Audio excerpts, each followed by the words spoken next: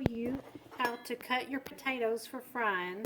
I just take my potato, and I hope this is catching it.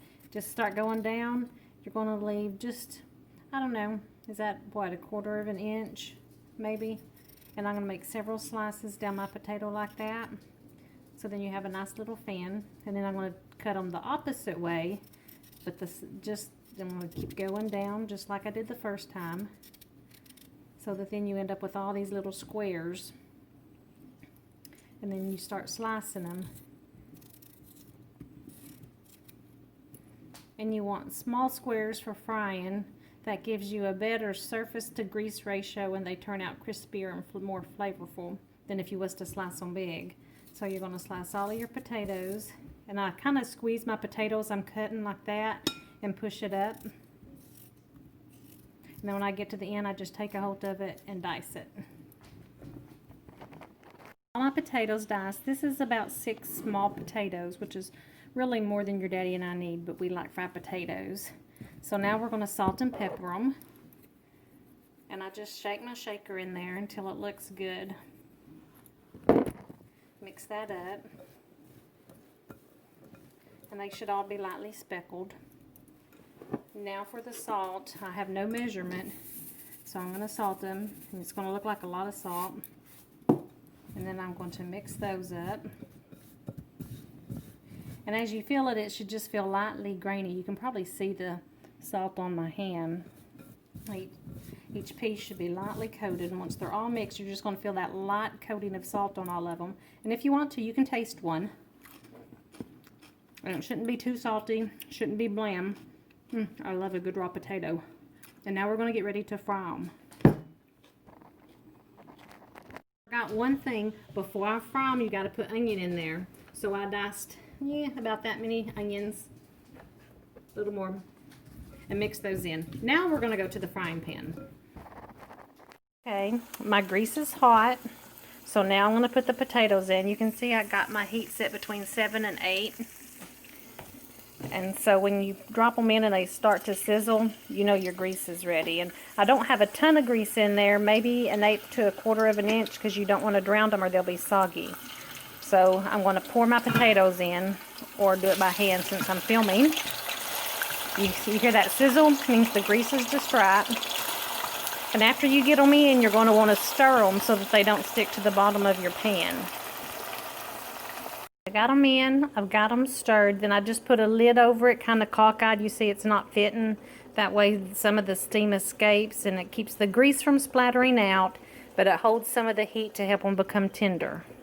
And my heat is still set between 7 and 8. And we're just going to leave them be so that they start to get soft in the inside and crispy on the bottom. So ever so often you're going to want to just stir them. And since I'm using an iron skillet, I got my metal spatula and I'm going to kind of scrape the pan. You can see my grease is bubbling good. Sorry. Make sure they're not sticking. That's what a good seasoned skillet does. Looky there. Looky there. Alrighty. So it's already starting to crisp. You can see some of them already getting crispy.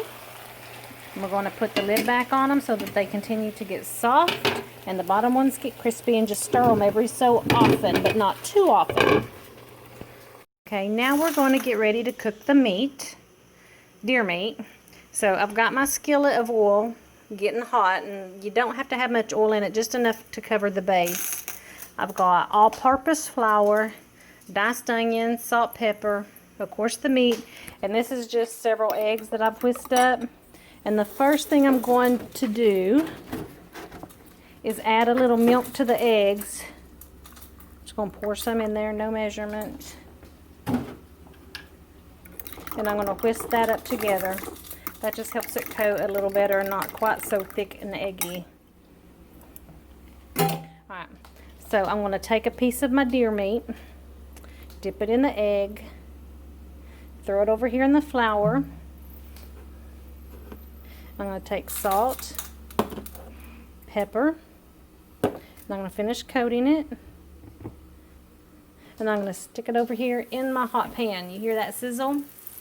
And once I get all of my meat in my skillet, I'm going to take some of the onion and I'll sprinkle it over them. And then once you see that they're starting brown, you'll flip it once, get the other side done, and then take them out, and you are done. Easy breezy. Over to my skillet of deer meat. And you see how the blood has come to the top. The heat's working it all the way up, and they're nice and brown around the edge. So now it's time to flip them. And if you flip them, you can see they're nice and golden brown. Ooh, look at that. Don't that look yummy?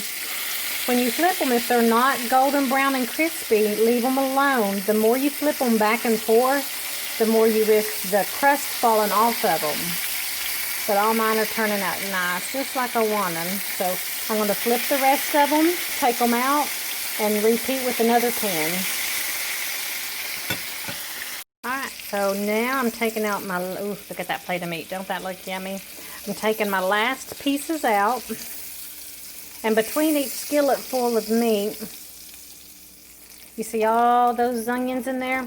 Between each time, take a slotted spoon and scoop out those yummy, yummy onions and sprinkle over your deer meat.